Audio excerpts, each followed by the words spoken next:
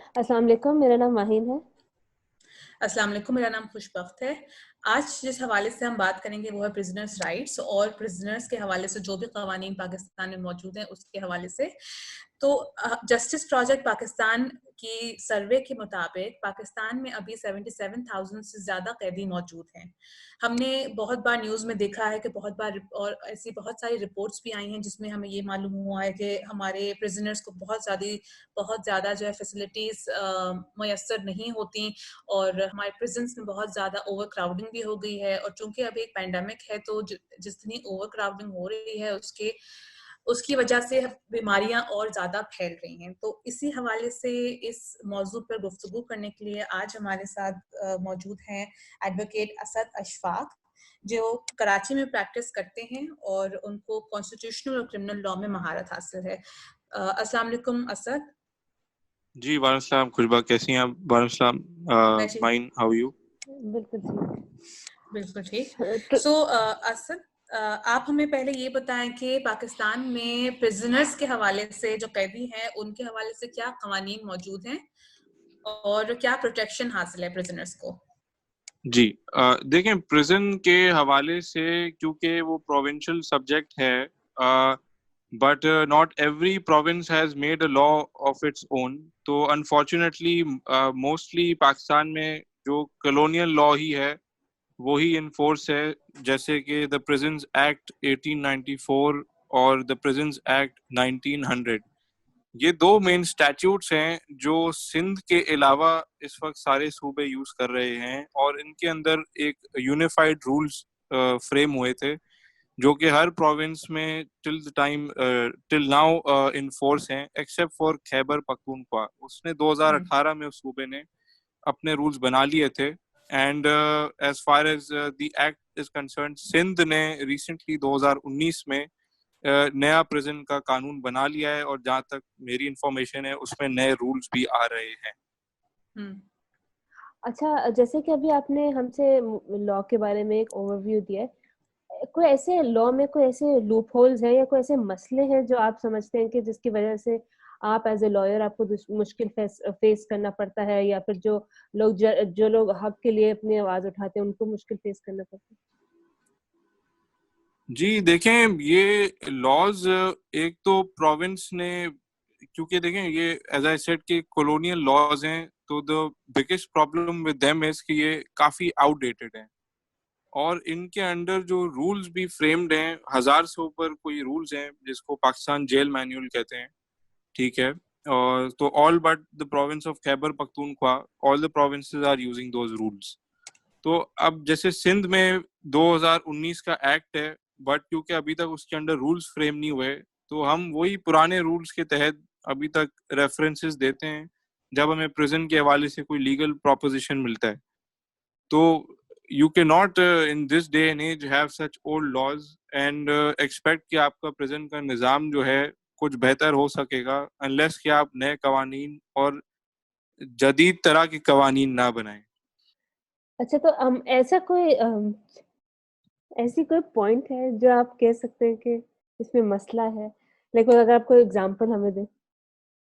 इसमें काफी जो ये पुराने लॉज हैं, देखें ये एक तो बहुत कॉम्प्रिहेंसिव नहीं है। अब जब आप इनके पुराने फ्रेम्ड रूल्स के अंदर जाते हैं, तो लेट्स से एट बेस्ट एक प्रिजनर जो है, if he is facing inhumane treatment और उसके फंडामेंटल राइट्स ब्रीच हो रहे हैं, सही है, तो उसमें एडिक्वेट प्रोसीजर और फ्रेमवर्क नहीं है कि उसके पास क्या रेमेडी है उन ऑफिसर्स के खिलाफ, या क्या कॉज ऑफ एक्शन मिल सकता है। दूसरा ये कि जो बेसिक प्रोविजंस तो उसमें मौजूद हैं, जैसे हेल्थ केयर दिया जाएगा, डाइट दी जाएगी, रिमिशंस दिए जाएंगे, बट उसमें इतनी एलैबोरेशन नहीं है कि आज के डे एंड एज में मॉडर्न तरीके से आप कैसे प्रिजनर्स को डील कर सकते हैं। बहुत ही आउटडेटेड और जनरल और वेग से प्रोविजंस हैं उसके अंदर।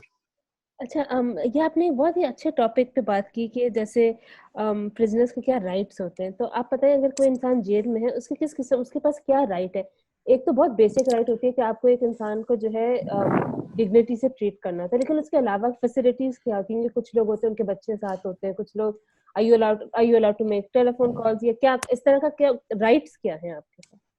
बेसिकली अगर आप स्पेसिफिकली थोड़ा सा इस बात पे रोशनी डालो कि एक प्रिजनर है उसके क्या राइट्स हैं और क्या क्या ड्यूटीज हैं, और क्योंकि काफी फैमिलीज होती हैं जो कि कंसर्न्ड होती हैं कि उनका जो भी इंसान अगर प्रिजन में है तो वो उसका सही तरीके से ख्याल रखा जाए या समथिंग अलोंग दोस लाइंस। जी देखें, जो जेल मैनुअल है और सिंध का जो नया एक्ट है, दोनों में आपके पास प्रोविजंस हैं। जैसे मैं आपको रेफर करता हूँ, जेल मैनुअल में रूल 1065 है, जो कहता है कि हर ऑफिसर जो है in the prison will avoid all conduct likely to unduly irritate or annoy any prisoner and treat every prisoner in a humane manner। ठीक है, तो जैसे बेसिक हेल्थ फैसिलिटीज के, न्यूट्रिशन के आपके पास प्रोविजंस मौजूद हैं, लेकिन जो कानून बेसिक है आपका, जो राइट्स आपको असली में दे रहा है, वो है आपका आइन, जिसमें जी मोस्टली आपका राइट टू लाइफ है और राइट टू डिग्निटी है, and your right to be dealt in accordance with law and against any discrimination.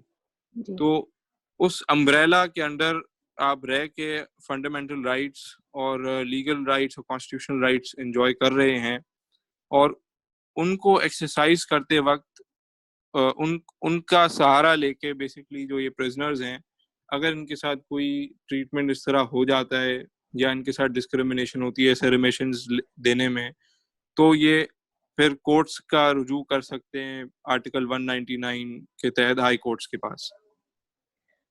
अच्छा, जैसे आपने ये हमें राइट्स का बताया, तो आप जरा से ये बताएं कि अगर किसी को ये राइट्स नहीं मिल रहे या कोई चीज जो आपका हक है आपको नहीं मिल रहा, तो prisoner how can you redress this issue? आपके पास वो क्या चीज है कि आप अपने हक के लिए आवाज उठा सकते हैं, या आपके बिहाफ पे आपके घर वाले? जी देखें, प्रिजनर इसमें ये एक इम्पॉर्टेंट बात है कि आप अंडर ट्रायल प्रिजनर हो या आप कन्विक्टेड प्रिजनर हो, तो टिल द टाइम कि आप अंडर ट्रायल प्रिजनर हो, आपकी हर डेट लगती है, तो मोस्टली आप जुडिशियल कस्टडी में होते हैं।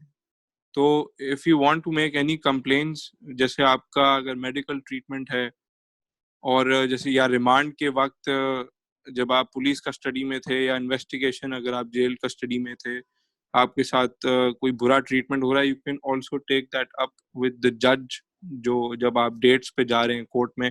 और उसके अलावा जेल ऑफिशियल्स के खिलाफ आप कंप्लेंट जरूर फाइल कर सकते हैं for breach of their discipline, but वो किस एक्सटेंड तक ये फॉर्मूला अंडर द लॉ कामयाब रहा है, ये it's yet to be determined।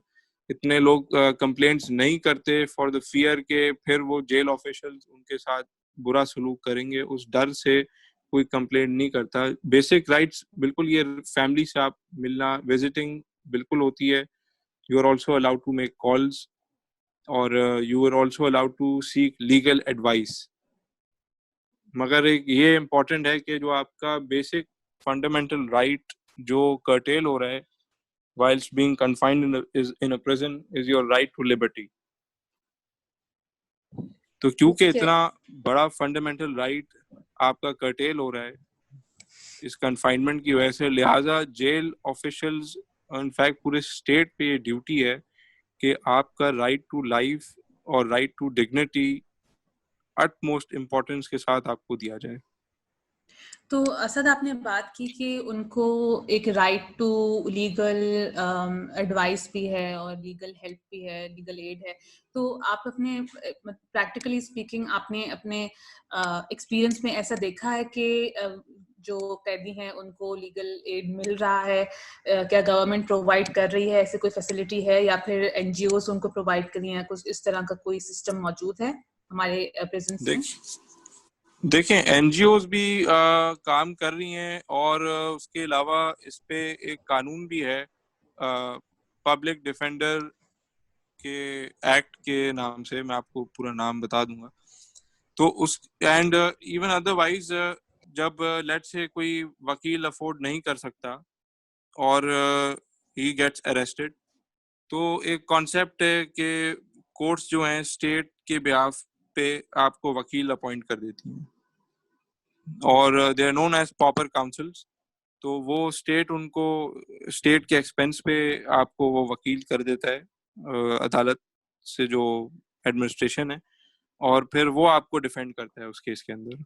तो जी, लीगल आपको असिस्टेंस तो मिल जाती है, बट फिर अगेन वही सवाल है कि वो स्टेट का वकील की क्या क्वालिफिकेशंस हैं, क्रेडेंशियल्स हैं, कॉम्पिटेंस हैं, कि क्या वो आपको एडिक्वेटली डिफेंड कर सकता है या नहीं। ठीक है, तो कोई और ऐसी कोई चीज जो आप हाईलाइट करना चाहेंगे इस सेशन में असद, जो कि जरूरी है लिसनर्स के लिए को जानने के लिए? देखें, आपने शुरू में इंट्रोडक्शन में कहा था कि जेपीपी के आपने रिपोर्ट को रेफर किया था, जिसने कहा था कि 77,000 प्रिजनर्स हैं। तो उसके साथ में आई ऐड के हमारी एक्चुअल कैपेसिटी जो है पाकिस्तान की सारी जेलों की कंबाइंड इज ओनली 55,000 समथिंग। तो इतने ज्यादा आपके प्रिजनर्स एक्सीड कर रहे हैं उस लिमिट को। और सबसे जो मसले की बात ये है कि उस 55,000 ये इन 77,000 में से 60% अंडर ट्रायल प्रिजनर्स हैं जी। who have a presumption of innocence attached to them, and इसमें से भी आप फर्दर अगर ले लें तो काफी वो प्रिजनर्स हैं जो बेलेबल ऑफेंसेस के लिए जेल में कैद हैं। और सुप्रीम कोर्ट ने न्यूमरस केसेस में बार बार कहा हुआ है कि बेलेबल ऑफेंस में bail is as of right. तो अब वो क्यों जेल में हैं? क्योंकि कोर्ट्स ने उनकी बेल्स रिजेक्ट कर दी हैं in ignorance of these judgements of the supreme courts, and या तो उनके पास वकील ही नहीं है कि वो बेल फाइल करें। तो बहुत सी वजूहत हैं। फिर एक इकोनॉमिक एस्पेक्ट भी है इसमें कि उस कैदी को रख के आपके एक्सचेकर को भी नुकसान हो रहा है। हर बार उसका ट्रांसपोर्ट जो है जेल से कोर्ट तक वो स्टेट बेयर कर रहा है। फिर अगर उसको आपने जेल में रखना है, जो बेसिक सो कॉल्ड फैसिलिटीज आपने देनी है उसको, वो स्टेट के एक्सपेंस पे आप दे रहे हैं। तो ओवर क्राउडिंग का जो मसला है वो, एंड स्पेशली अभी जो कोरोना वायरस फैला हुआ है, इसको मद्देनजर रखते हुए तो बहुत बड़ा ये इशू हुआ है। और आप देखेंगे जेपीपी ने इस पे रिपोर्ट किया हुआ है कि ऑलरेडी पाकिस्तान में कुछ जेलों में कोरोना वायरस पॉजिटिव निकले हैं कैदी जी। तो this is a very alarming issue. और रिसेंटली इस्लामाबाद हाई कोर्ट ने काफी लिबरल इंटरप्रिटेशन करते हुए बहुत सारे कैदियों को रिलीज कर दिया था, and then the matter went to the supreme court. Supreme court ने वो ऑमनीबस ऑर्डर्स सेट असाइड करे और उसके बाद एक कैटेगरी बना दी कि ये सारे जो हैं XYZ प्रिजनर्स में बी रिलीज, ताकि ओवर क्राउडिंग कम हो जाए।